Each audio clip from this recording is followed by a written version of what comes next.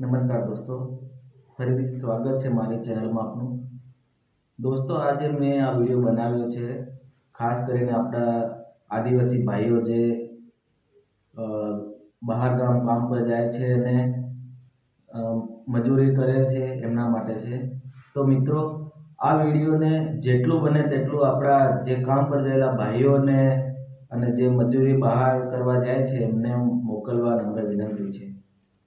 દોસ્તો, મેં જોયું છે અને મેં પોતે અનુભવ કર્યો છે કે આપણા જે આદિવાસી ભાઈઓ બહાર જાય છે, બસમાં જાય કે ગમે તે સાધનમાં જાય છે, એને આ વચ્ચે જે હોટલોમાં રોકાય છે, જે બસના ડ્રાઈવરો ત્યાં જઈને ઊભી કરે છે, એ લોકો આપણા આદિવાસી ભાઈઓને લૂંટે છે।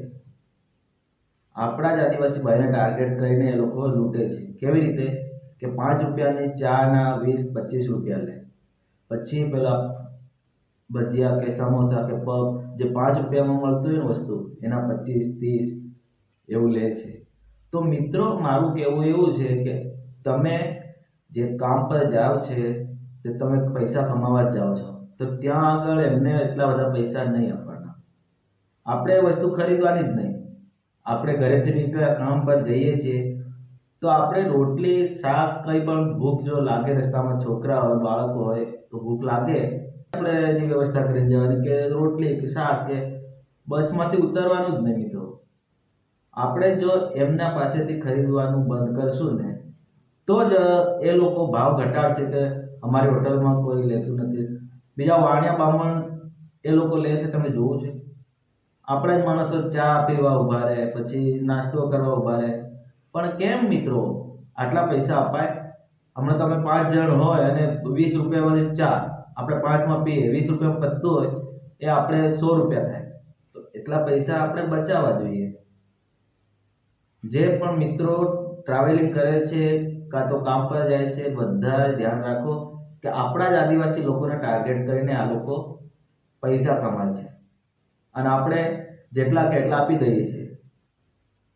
આપણે મોટા કરોડપતિ નહીં, આપણે પૈસા કમાવા બહાર આવીએ ને તો આપણે એનો બચાવ કરવાનો। એટલું જ કહેવા માટે આ વિડીયો બનાવ્યો કે મેં અનુભવ્યું અને મારી હોટલના મેનેજર સાથે કે હોટલમાં જે ઊભો રહે છે એની જોડે બબાલ થઈ અને મેં કીધું અમારા જ માણસોને કેમ લૂંટો છો? તો કે લોકો આવે છે ને અમે આપીએ છીએ। આપણે જવાનું ખરું, ત્યાં બસ ઊભી રહે ને તો પૈસા પાણી કંઈ પણ કરીને પાછું ચડી જવાનું અને આપણા ઘરેથી જ લઈને જજો તો એ લોકોને બી ખબર પડે કે ના, આદિવાસી જાગૃત થયા। જાગૃત થાવ યાર। એ લોકોને એટલા બધા આપવા કરતા પછી આપણે એટલા પૈસા બચે તો આપણને કામ ના લાગે।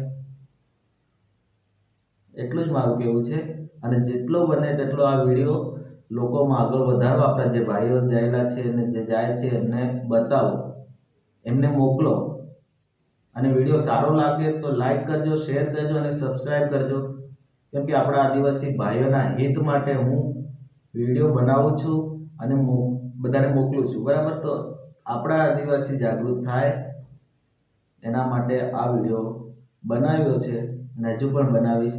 તો મારે ચેનલને લાઈક, શેર અને સબસ્ક્રાઈબ કરજો અને જેટલું બને તેટલું આગળ ને આગળ વધારજો। જય આદિવાસી, જય જોહાર, જય હિન્દ।